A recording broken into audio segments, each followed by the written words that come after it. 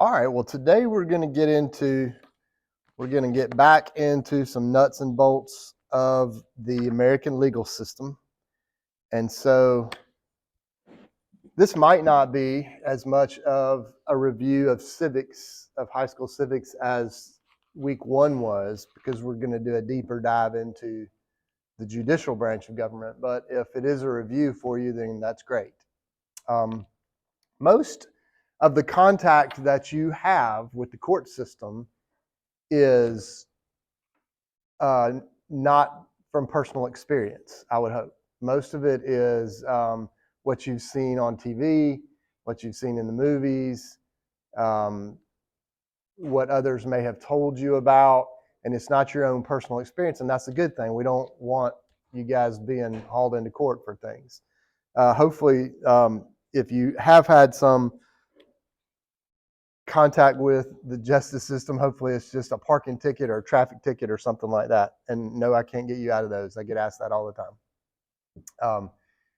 And so that, again, that's a good thing. So if this is not as familiar to you from a personal level, that's positive.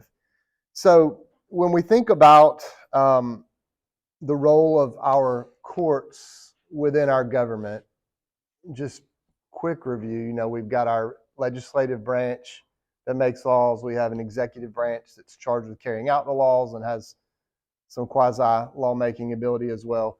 The judicial branch is there to interpret the law and decide whether a law is constitutional or not, to resolve disputes between citizens as to what the law is, or if someone's been harmed by another, to resolve disputes is to get that person compensation for their loss or for their injury. And so when the Constitution was written, the role of the judiciary was not spelled out exactly like it exists today.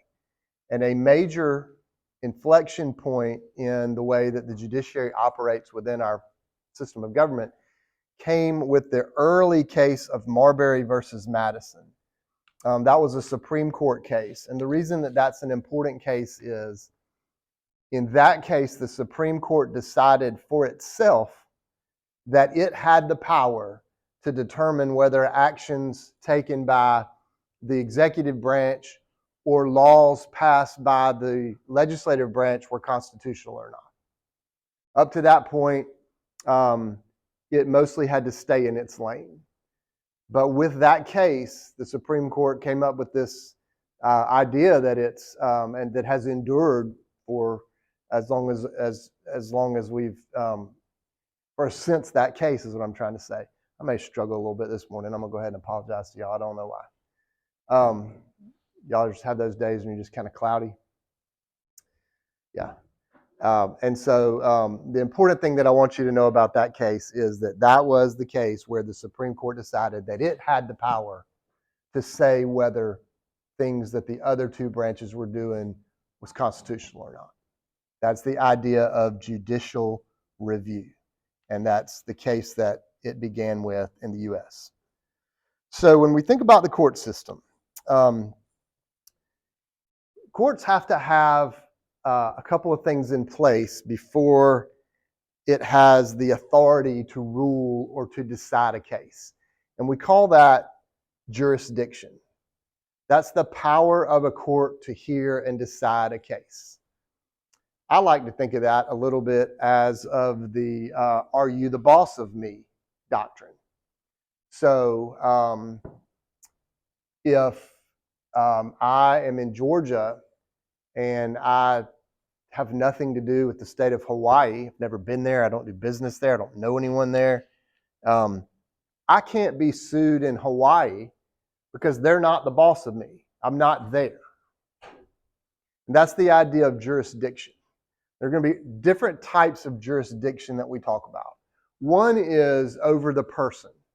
A court has to have jurisdiction over the person. The court has to be the boss of you in order for that court to be able to make a decision or take an action that binds you or affects you. That's personal jurisdiction. But we also have the idea of subject matter jurisdiction.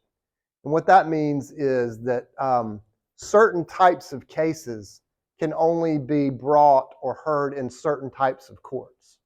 So, for example, as an adoption lawyer in the state of Georgia, I can only bring adoptions in one court, and that's the Superior Court of each county of the state of Georgia, because those are the only courts that have subject matter jurisdiction over adoption. And the idea of subject matter jurisdiction, that's established in certain statutes and some other things. I don't want you to get into the nitty-gritty of that, but I do want you to know that the power of a court to hear a case, the power of a court over a person or a party, depends on both having personal jurisdiction, having authority over that person, but also on the court having authority to hear that type of case, having jurisdiction over that subject matter. So when I mentioned a little while ago about Hawaii not being the boss of me, just because I don't live in Hawaii doesn't mean that I could never be sued in Hawaii. It doesn't mean that Hawaii could never have jurisdiction over me. In the very vague example I gave, Hawaii didn't have jurisdiction over me. But let's say that I'm vacationing in Hawaii and I rent a car and I rear end somebody because I'm looking at my cell phone, and I cause an auto accident with injuries to the driver and to the driver's car. So in that situation,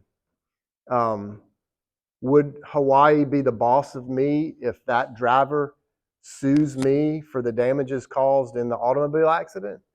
Yeah, they would. So the idea of personal jurisdiction, remember from our discussion last week, it depends. It depends on the type of case. It depends on what you're being sued for. It depends on what you did or didn't do when we're talking about being sued in a jurisdiction where you don't live. So yeah, I could be sued in Hawaii for an automobile accident that I caused there. That doesn't mean I could be sued in Hawaii if I breach my contract with CSU, my employment contract with CSU. They can't sue me in Hawaii because the nature of our dispute has nothing to do with Hawaii. So generally speaking, when can a person who is not a resident of another state be sued in another state? We call that long-arm jurisdiction. And you have a question on your assignment this week about long-arm jurisdiction. Long-arm jurisdiction means that a state can have personal jurisdiction over a non-resident if that non-resident has taken actions, committed wrongful acts, conducted business, if that non-resident has sufficient contacts with the state such that it would be fair for them to be sued there. And fairness is a good way to think about it, because if I own a landscaping business based in Columbus, and but I have clients across the river in Alabama, and I'm mowing lawns and I'm throwing rocks from my lawnmower that cracked somebody's windshield, isn't it fair that I should be able to be sued in Alabama by that homeowner, customer of mine? Of course it is. I committed the wrongful act in Alabama. That's kind of an easy one to see. But what if let's say that my business is internet-based, and I've never been to Wyoming, but I sell things over the internet. I sell products over the internet, and I sell to customers in Wyoming. And I'll say I'm selling chainsaws. I sell a chainsaw to a customer in Wyoming that is defective, and the chainsaw messes up and there's an injury to my customer in Wyoming. Is it fair that that customer could sue me in Wyoming when I've never been there and I live in Georgia? Absolutely. I do business there. We wouldn't think that it's unfair for me to be sued in another state if I'm selling products in that other state. So the idea of long-arm jurisdiction, there's not a black and white definition of it. because it's going to depend on the facts of every case. But the general idea is that if you have sufficient contacts with another state such that it would be fair for you to be sued there over those contacts, then that state could exercise long-arm personal jurisdiction and bring you to court in their state. That's the whole idea of long-arm jurisdiction. Long-arm jurisdiction was a harder thing to acquire back in the day. I don't mean like back in the day when I was little. I mean like way back in the day, founding fathers' time, because people didn't travel as much. It wouldn't be fair to expect somebody to have to travel by horse and buggy from Georgia to Texas to defend themselves in a lawsuit, right? We didn't have the internet, which reaches out around the world, where people are reaching out in other jurisdictions and doing business and having contacts and all that kind of thing. So in these days, it's really easy to subject yourself to personal jurisdiction in another state, mostly based on the internet and travel and that sort of thing. So that's the idea of long-arm jurisdiction. What about a corporation? So corporations aren't humans, but corporations are viewed as a fictional person in the law. Where could a corporation be sued? The corporations can be sued in the state that they are incorporated in. They can be sued in the state where they have their main office, their headquarters, their principal place of business. And they can be sued in any state where they're doing business. So these days, it is very hard. It would be very difficult for any company who has a nationwide or a presence outside of their own state to avoid jurisdiction in another state based on their business practices. Now, that doesn't mean if I own this landscape company and I have clients in Alabama and Georgia all day long, I have for 10 years, that doesn't mean that my wife could sue me for divorce in Alabama just because I do business over there. The nature of the lawsuit still has to have some sort of relation to the activity to where we think it would be fair for the person to be hauled into court there. It wouldn't be fair for her to sue me for divorce in Alabama because we don't live in Alabama. I don't live in Alabama. Our assets aren't in Alabama. And so, again, it just will depend on the facts of every case. So I'm not trying to get you to memorize any nitty-gritty rules about how you determine jurisdiction. I just want you to appreciate the idea that personal jurisdiction, you can subject yourself to personal jurisdiction in other states or other jurisdictions based on your activities there. And those activities can be virtual.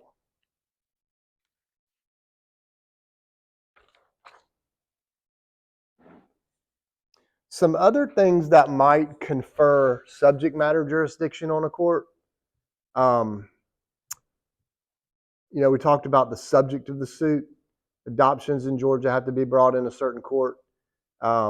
Cases involving the law of the sea, which is admiralty, have to be brought in a certain court. Bankruptcy, anytime you file bankruptcy, that has to be filed in a bankruptcy court. You can't just go and file that in any court.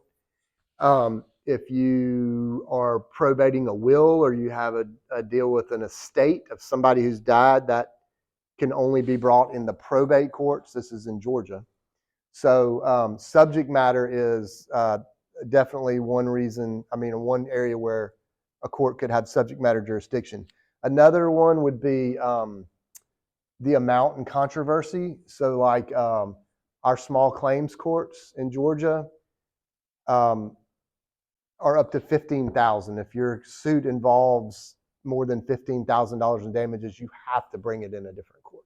So different courts, just the thing to know, I don't want you to memorize all that. The thing to know is that different courts have different subject matter jurisdiction on what they can hear. Some courts are highly specialized, like an admiralty court or a bankruptcy court, and some courts are very, very general.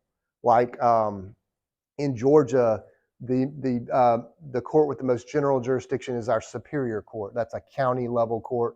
That's where most cases, it's probably where the bulk of all the cases are brought. Whether a case involved a serious crime or a misdemeanor crime, that could determine what court you're in. And then, of course, whether or not your case is like an original case where you're going to trial, calling witnesses and cross-examining and having the judge and jury, versus if you're appealing. So our court systems have trial courts where the trials take place and appellate courts where the appeals take place. So you can't appeal in a trial court. You would only appeal in an appellate court. And by that same token, you would not have a trial in an appellate court. So that's just to tell you different examples of subject matter jurisdiction. We have in this country 2 court systems, and they're confusing because they overlap. They're not exclusive. They both can hear some of the same cases, but then there are some cases that can only be brought in one and not the other. Some cases could start in one system and then jump to the other system and vice versa. So those 2 systems, and I want you to know this, are the federal court system. That's a court system set up by the federal government. Those are United States courts. And then each state has their own state court systems. So for our purposes, we'll talk about the Georgia court system and the federal court system. And again, there's overlap between them. Some cases you have a choice about whether you want to bring your case in federal court or whether you want to bring it in a state court system. I want to let me pull up a couple of these. If you're looking on Cougar View, you can pull up the state court system handout and the federal court system handout. Oh.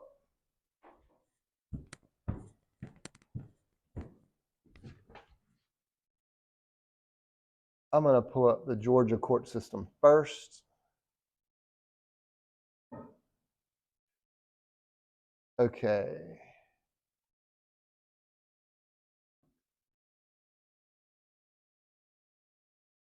Who knows how I flip this around?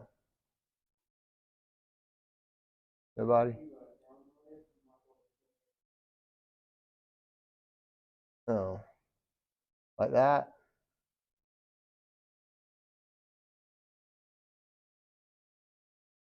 Is that the twist? Oh. All right. Is there anybody that can't see that?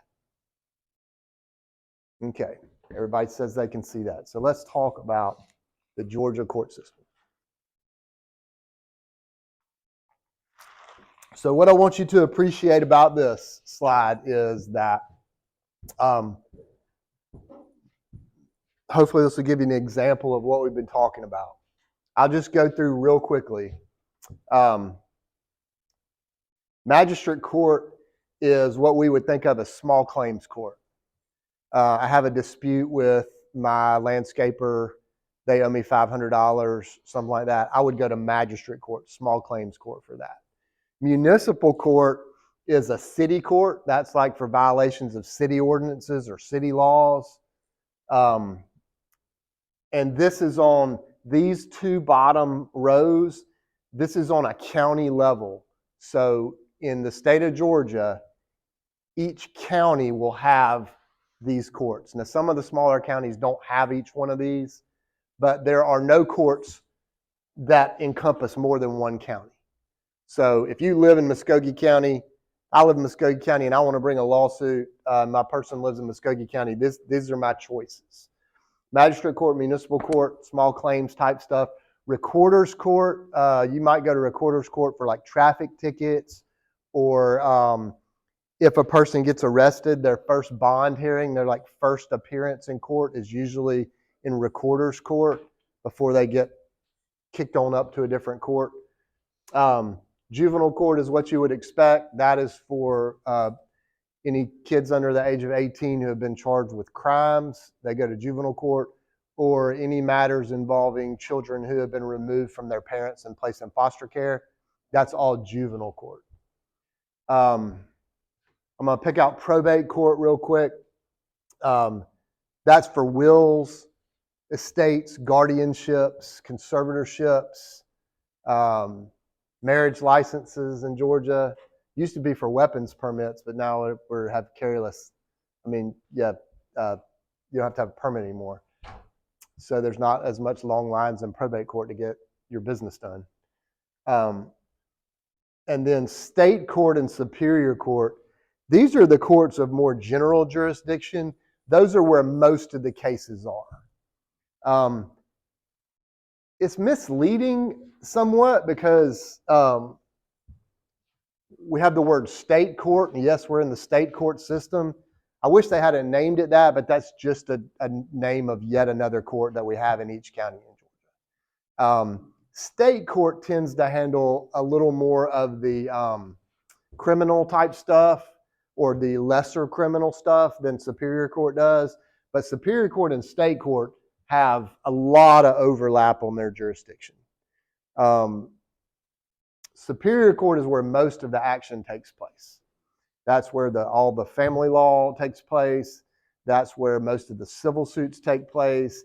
That's where your murder trials, your rape trials, your serious criminal trials take place. That's where most of your civil cases get filed and your more serious crimes. So these are all courts of, these are all trial courts. These are where you would start out. So you would not be able to leapfrog any courts on this lower tier to go to an appellate court. So we talked about trial courts and appellate courts. In Georgia, the trial courts are all these bottom two rows. And then if you lose your case at one of these courts on the bottom two rows, then you could appeal up to your next option would be the Georgia Court of Appeals. And then if you lose there and you want to appeal again, your next stop would be the Georgia Supreme Court. That's the highest court in Georgia. So these two top ones are appellate courts and everything else is a trial court. Now, I'm not testing you on this, but I just want you to appreciate the complexities of this. And some of it's just ridiculous complexities. But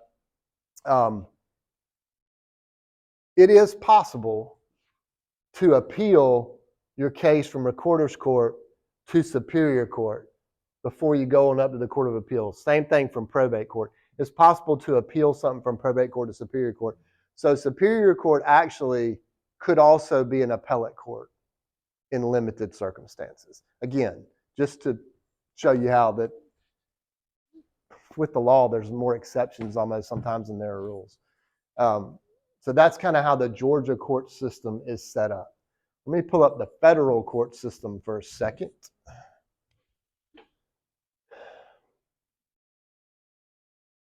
How do I get out of this? Like that?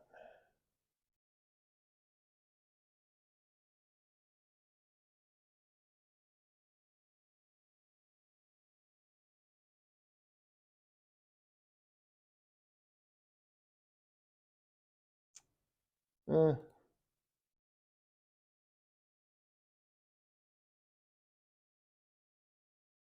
right, can anybody not see this? All right, this is a little bit more streamlined. This is our federal court system. And in the federal court system, the trial courts are these United States district courts. That's the bottom level. That's if you enter the federal system, that's where you begin. That's your on-ramp to the court system in the federal court system. If you lose there, then you may appeal up to a United States Circuit Court of Appeals. And what that typically looks like is, I'll tell you that in a minute. And then if you lose there, you can try to appeal to the Supreme Court of the United States, the highest court in the land. It's important for you to know, our Supreme Court of the United States does not have to take an appeal. It's discretionary. So if you lose your case at the United States Circuit Court of Appeal level, you got to ask permission from the Supreme Court in order to be able to appeal your case. Most cases the Supreme Court says no to. They don't take very many cases that get appealed to them at all. That's because of limited resources, but also, well, they just can't hear every single case that comes through. But they try to limit what they hear to the most important questions, the most pressing questions. If there are decisions from these district courts of appeal from around the country that are differing, and we need somebody to say, well, that court, the precedent is muddy, or there's some different ways courts are interpreting the law, then the Supreme Court might say, okay, well, we're going to take this case so that we can clear the air, set the record straight on what the law is in this certain area. But most of the cases that you see from the Supreme Court involve some sort of important constitutional law question. So, how does a case jump from one to the other? If a case starts out in a state court system, in the Georgia court system, and it involves a constitutional question, an interpretation of something having to do with the First Amendment, let's say, First Amendment to the Constitution, a freedom of speech question. Just because the lawsuit involves the Constitution doesn't mean it can't be brought in a state court system. It can. But if it runs up the chain at the state court system and reaches the Georgia Supreme Court, then the loser at that stage could then jump to the federal court system to appeal there and work its way up to the United States Supreme Court. That's not an option in all cases. It's just an option in cases involving constitutional questions. So don't need you to know the ins and outs of exactly when that could or couldn't happen, but just need you to appreciate that there's a lot of overlap between these court systems, and that it is possible in some instances to jump from one to the other. But the most important factor that you would see in being able to do that is whether or not there's a U.S. Constitution question.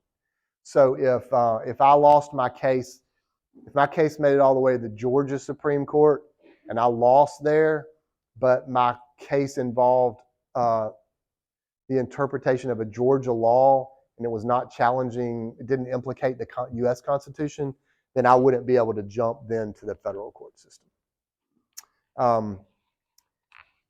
Some cases can also jump from a state court system to the federal court system if the parties are residents of different states. So say I sue, here's how this happens. Big trucking company owns an 18-wheeler that causes a terrible accident in Cook County, Georgia, where I'm from. Very tiny county in South Georgia. Very rural, agricultural, conservative county. And I get run over by a 18-wheeler. And so I want to sue big trucking company in Cook County Superior Court, right? I want my homies, I want this big company from Michigan. I want the Cook County jury deciding how much money they're going to pay me for my injuries. Now, does big trucking company from Michigan, are they looking forward to getting taken to court in front of a jury in Cook County, Georgia? Hell no. They would much rather be in a court that maybe gives them a wider pool of jury applicants, maybe a less reactionary judge, things like that. So when cases involve citizens from different states, it's possible to then move from the state court system to the federal court system. So if I sued that trucking company in Cook County, Georgia, I would expect them to try to have the case moved to the federal court system, where juries are less reactionary, they pull from a much larger area. Your chances are a lot better if you're the big company in a federal court than in a tiny little state court. So decisions like that get made all the time. What's the best? When you have this overlap between jurisdiction and you have your choice of where you want to go to court, a lot of the decisions are, where would my jury be most favorable? Where do I, what would make it harder on the other party? Are these judges down in this, little tiny corner of Georgia known to be super conservative? Are they known to be plaintiff friendly? Are they known to be friendly to big companies? It just depends. You would, if you had your choice, you might weigh, Fulton County, Georgia, which is where Atlanta is. That's going to be a very different jury pool and very different jury profile, court profile than it would be in a rural place in South Georgia. So there are always, not always, but many times you have choices to make about where you want to bring a suit. I think I've talked enough about that. Skip to, I'm at the top of page 5, and we're talking about standing. Well, I skipped over venue. On the bottom of page 4, venue just means if you're in a court that has jurisdiction over the person and over the subject matter. So let's say that I'm suing CSU because they violated my civil rights, which is a federal law. So I'm suing them in federal court. So the federal court has jurisdiction over me. It has jurisdiction over CSU. Well, if I sue them in the federal court in Georgia, and it has jurisdiction over the subject matter because it's federal law. Venue just means which physical court do we go to? Do we go to the federal court in Columbus? Do we go to the federal court in Macon? Do we go to the one in Valdosta, Augusta, Athens, Atlanta? Venue just means which physical division of the court you're going to. It's not the same as jurisdiction. I don't ask you that distinction, but just so you know. All right, the idea of standing. In order to sue somebody, you have to have standing. And what that means is that you have to have an interest in what you're suing over, or you have to have a right that's implicated in what you're suing over. I can't sue your spouse for divorce. I don't have standing to do that. I'm not married to them. It's not my business, right? I can't sue an insurance company because of a wreck that my neighbor had. But I can sue the insurance company because of a wreck that I had. I've got to have standing to sue. So that's just the idea that anybody who brings a lawsuit has to have a personal interest or personal right or some connection to that lawsuit. I skipped around a good bit in this outline.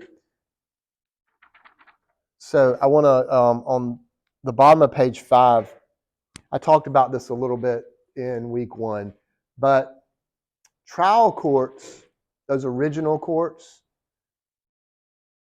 and appellate courts have different functions. So just remember the trial courts, that's where you have the witness stand, you have testimony, you have evidence, you have judge banging the gavel, you have a jury, you have cross-examination, you have arguments.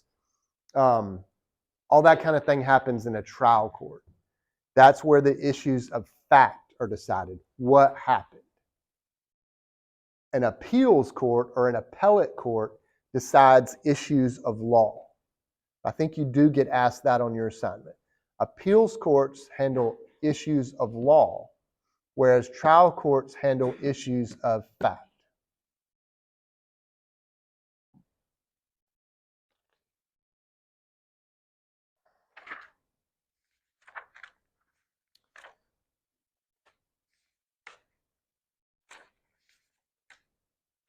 Okay, what's the real time? Oh, okay, we got plenty of time. Let me hit the lights back on.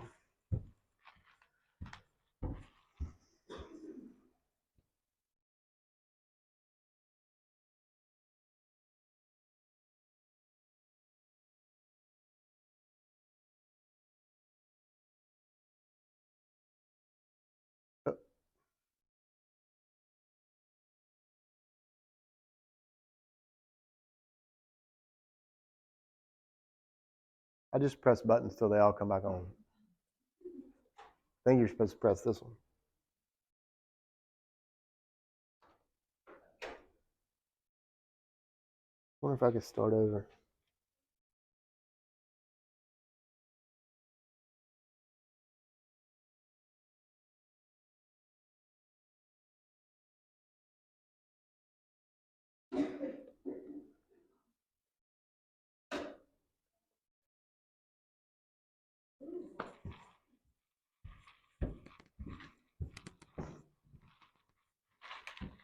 All right, let's talk about how a case moves through the court system.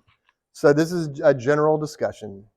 You may have different technical rules of procedure depending on if you're in a federal court, depending on if you're in a state court, and then depending on which state you're even in.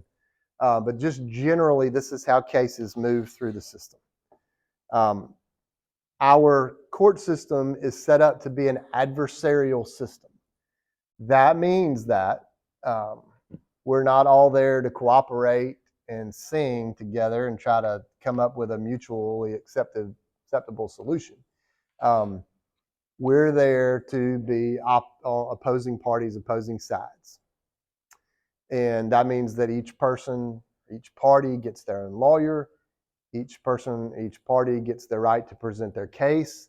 Perhaps most importantly, each person or party gets the right to cross-examine witnesses and testimony and evidence from the other side to hopefully arrive at the truth of the matter so that hopefully justice can be done. That's the overarching purpose, right? Happens sometimes. So that is the way that our system is set up. So the judge is, of course, unbiased. The judge is there to be a neutral, objective person. The judge does make decisions, obviously, but the judge is not on either person's side. So it's up to the lawyers to argue the sides for each of their clients. You don't have to have a lawyer, especially in small claims court. A lot of people go without a lawyer. And these days, with a lot of information and forms and stuff available online, there are more and more people that are trying to be their own lawyer. And some people are pretty good at it. I will have to say some are more impressive than some of the lawyers I've seen. But for the most part, people get themselves in more trouble or more confusion than if they had just hired a good lawyer. But hiring a bad lawyer and being your own lawyer, it's about the same thing. So any case begins with one party filing a complaint. That's how every case starts. The person who files the complaint, who starts the lawsuit, is the plaintiff. Talked about that in week 1. The person that the suit is brought against is the defendant. We would much rather be a plaintiff than a defendant,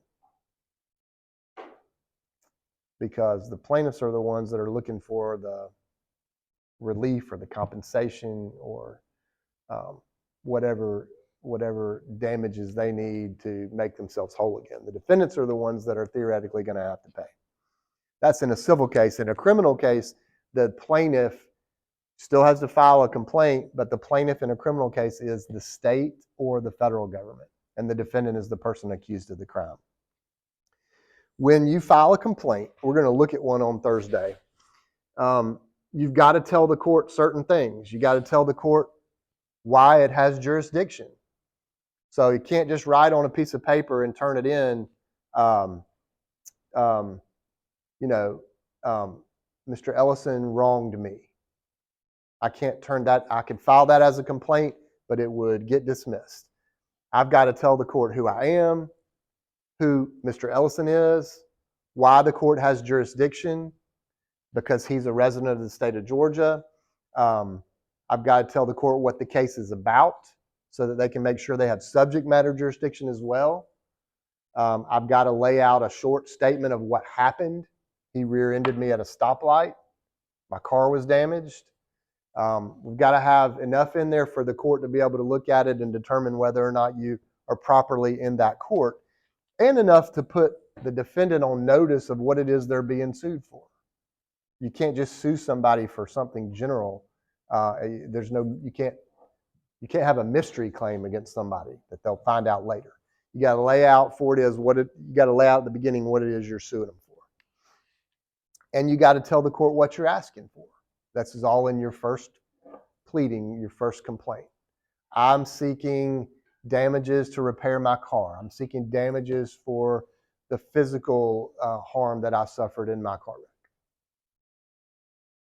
So you got to tell the court why you're there, who's there, make sure the court understands you're there properly, and then what it's for. Then the next thing that happens is that the person that you sue has to get notice of that. That's called service of process. So this is when you see like the sheriff handing somebody the paper, or a private process server, or a private investigator. It doesn't have to always be a sheriff. A lot of times it is law enforcement, but it could be, there are different ways of serving people. But that is when you give the defendant formal notice of what it is they're being sued for. The most preferred way to give service is by personal service, which means law enforcement or the process server handed me the lawsuit for what I'm being sued over. That's not always possible. Some cases we don't know where the defendant is. And if we can prove to the court that we don't know where this person is, then we could serve them by publishing notice in the newspaper. So an example of that is like, let's say that I'm working on an adoption, and it's a step-parent adoption by a stepfather, and the biological father has not been seen in 10 years. We don't know where he is. We've looked on social media. We've gotten a private investigator to run a skip trace. We've tried to contact family. Nobody knows where this person is. Or this person was here illegally and fathered a child and then got deported. We don't even know what their legal name was. If you can prove to a court that you truly can't find somebody, then you can publish notice in the newspaper. That doesn't happen very often, and that's not a good plan A, because these days the judges will say everybody's findable to a certain extent. I mean, if you want, unless you really don't want to be found, people are findable. So that's service of process. Then once the defendant gets served with process, then they have a certain amount of time, depending on what the rules are for your jurisdiction. They have a certain amount of time to file an answer. It's very important to file an answer, because in a lot of jurisdictions, if you don't file an answer or a response to the complaint, then you're in default. That means you lose. So you can't just you can't avoid saying anything. If I got sued for the car wreck that alleged that I was at fault and that alleged that there were damages of $1 million, and I don't file an answer, then I lose. Then the plaintiff gets what they asked for because we're uncontested. I lost my chance to contest it. It's very important always for a defendant to file an answer. Now, defendants can also, you don't need to know this, but just if a defendant wants to file a claim against that plaintiff that alleges out of the same case, let's say it's a construction lawsuit and I'm suing the construction firm because I didn't think they built my building right, and they also had beef with that I didn't pay them right. We both have beef over the same thing, and I sue them. They can also sue me. They don't have to file a separate new lawsuit. A defendant can file a counterclaim against the plaintiff, which basically puts that defendant in the shoes of the plaintiff and the plaintiff in the shoes of the defendant. So everybody kind of has dual status, if that makes sense. I just brought that up because I don't want you to think that you have to keep filing separate lawsuits every time there's a different claim.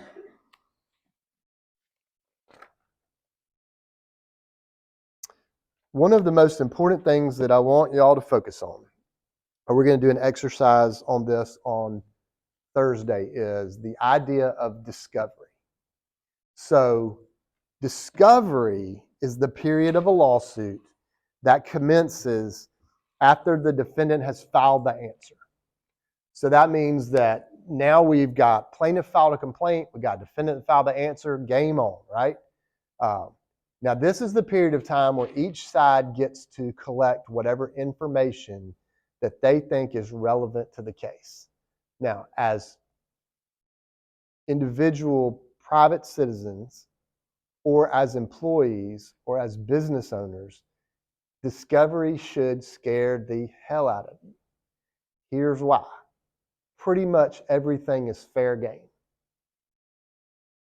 Your phone records, your text messages, your emails, your bank statements, your credit card records, your company's finances if you're a business owner, your performance reviews, your employee file, all that is fair game. And we're going to do an exercise on Thursday that involves discovery in a divorce case. Now, I know that's not business law, but divorce is really, really easy to understand and really easy for y'all to grasp how deep a person can get in doo-doo when discovery starts. And so then we'll also apply that to some business law scenarios. But I just think from a conceptual standpoint, it's really easy to start thinking about what you do that might not just be your business once you get in a lawsuit. So discovery takes different forms. One form is depositions. That is where the other lawyer gets to put either the other party or a witness or anybody that may have information about the case. It might not be a party to the case, under oath in front of a court reporter and ask them any questions they want to ask. So an example is if, and I'm going to use a divorce case as an example. If I represent wife and we filed for divorce against husband, I might take his deposition. I definitely want to see what he has to say under oath at the beginning of the case, right? Because once I do that, then I've got him locked into some answers under oath. Can't change later. It could change later. It wouldn't be good for him. So I might definitely want to take his deposition. Let's say that we think he had an affair. I also might want to take the deposition of his girlfriend. Now, is that fair game for me to be able to put somebody under oath who's not even part of this divorce? Absolutely. I might also want to depose his boss at work. I might want to depose his best friend. I might want to depose his mama. Yes, sir. You cannot refuse to go under oath. Well, okay, so good question. Can you just refuse, or how do you get out of this? Yeah. So, so here's what happens. I mean, you could go into a deposition and just not say anything. But what would happen next is you would next get a notice to appear in front of a judge, and the judge would explain to you that you are going to answer the questions, or you will go to jail. There is a defense. So in a criminal case, I'm talking about civil cases. Criminal cases have some different rules. So like if I got charged with murder, the state couldn't depose me and ask me all about it because I have my Fifth Amendment right to not incriminate myself. In a civil case, there is something similar to that, and it's called a civil privilege, and you don't need to write any of this down. You can refuse to answer a question, but if you do, in a civil case, the jury will be instructed that they are allowed to believe that the answer to the question that you won't answer is bad for you.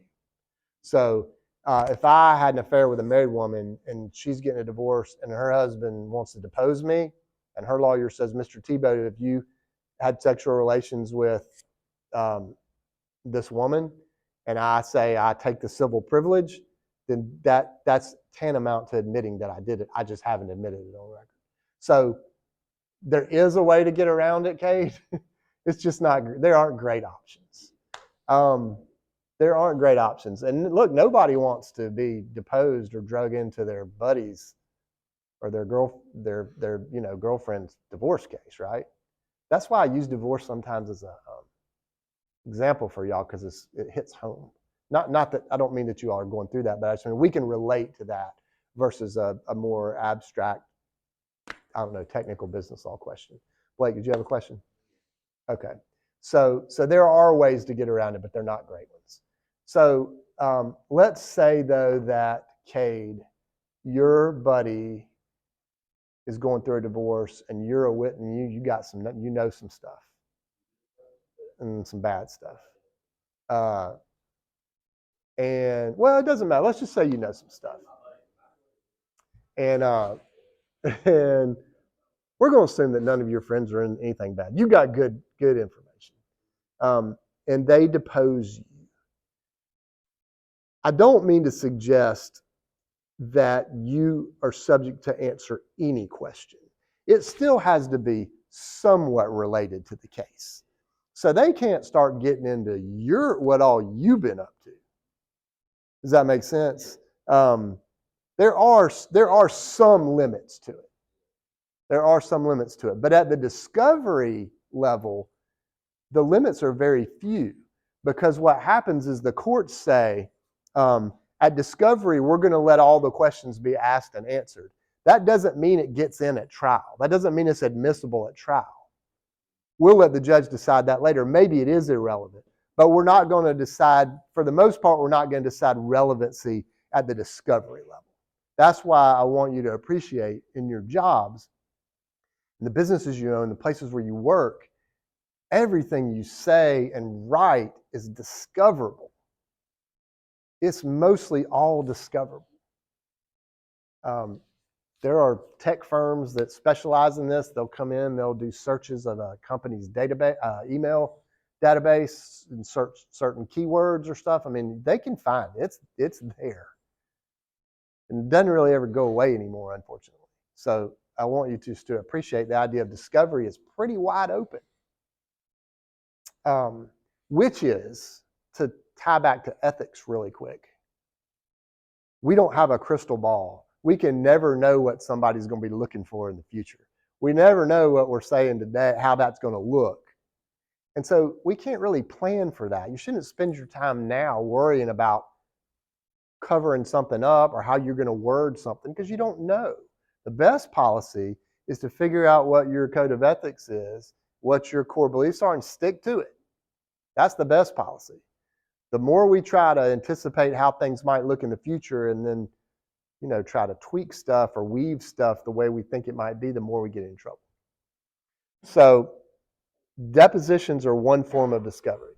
Another form of discovery is interrogatories. These are written questions that you have to answer under oath. Those will be done typically to gather some basic information, like in a divorce case. I might send interrogatories and just say, list all your bank accounts for me. List all the property you own. Tell me all of the items of personal property that you want to get in the divorce. If you have guns, list them by make and model for me. Those are easy. It's an easier and faster way to collect information than scheduling a deposition just to ask somebody basic questions that they can answer under oath. So a lot of times what we'll do is the first thing that happens is we'll send out interrogatories. And then from there, we might want to send out more interrogatories if we want to ask more specific questions, or if some of the first answers come back and we want to get into a little bit deeper detail somewhere. Or before we take a deposition, we want to go ahead and ask some basic information so we've got a better foundation for when we do go into a deposition. So those are interrogatories. Request for production of documents. That's a third type of discovery I want you to know about. That's where I say to you, give me every photograph that you think is relevant in this case. Give me all the emails you have that you think are relevant in this case that you're planning on using. Give me all your bank statements. Give me the deed to your vacation home. I need to see how it's deeded. These are basic information gathering things that we can do. If a person doesn't do this, then they can be taken to front of the judge, and the judge will say, produce these items and fine them probably for the cost of having to go to court to get them to comply with what they already had to do anyway.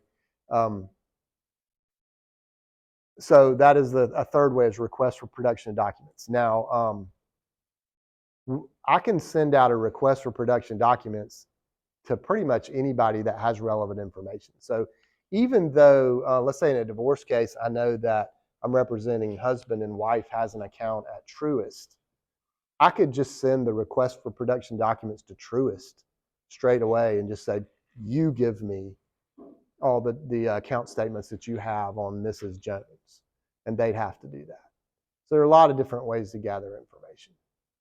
So if you don't take away anything else today, don't get divorced.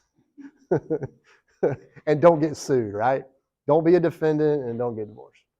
What time is it? Okay. We have 10 more minutes. I have some more to say about all this, but I'm just trying to figure out where a good stopping point would be. You guys know who Alex Jones is, the Truth Wars guy? No, InfoWars. All right about that? He was one of the people who came out and said that the Sandy Hook school shootings was a hoax, and liked to spread a bunch of misinformation on him. He's got a ton of followers.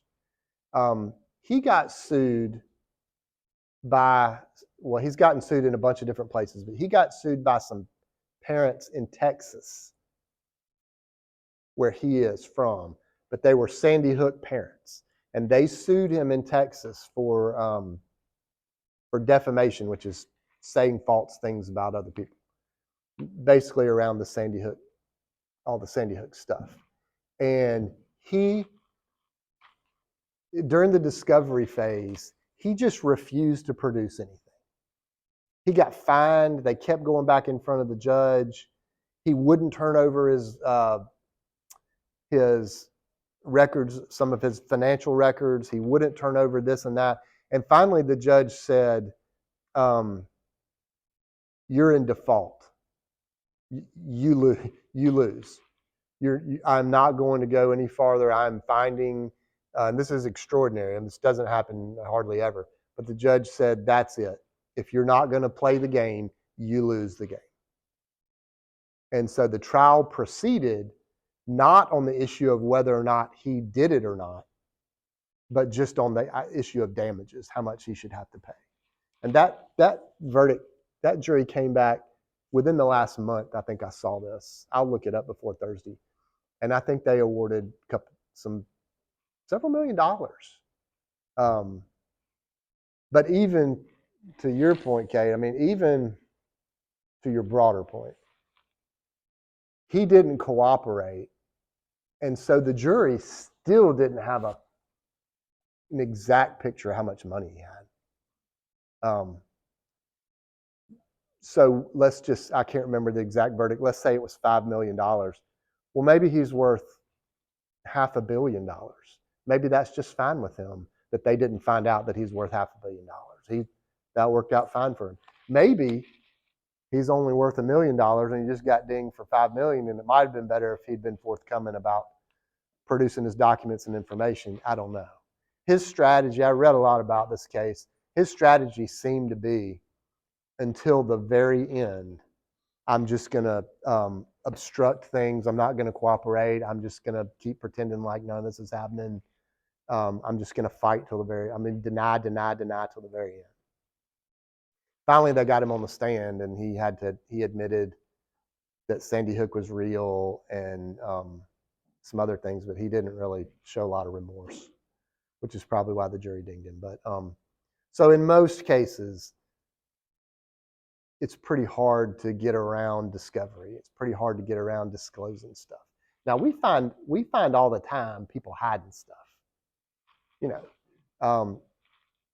If I'm doing a divorce case and somebody's been squirreling away money in an account in a foreign country or something, it might be really hard for me to figure that out if it's not in their taxes, not in their tax returns, if I can't see it by examining statements. And then look, in most cases, you're not paying your lawyer to spend, all their time fly-specking every single bank statement. I mean, you pay your lawyer hundreds of thousands of dollars. So lots of times it's possible to hide stuff. But we find stuff all the time where people get busted having hidden assets, and it doesn't go well for them. So that's the discovery process.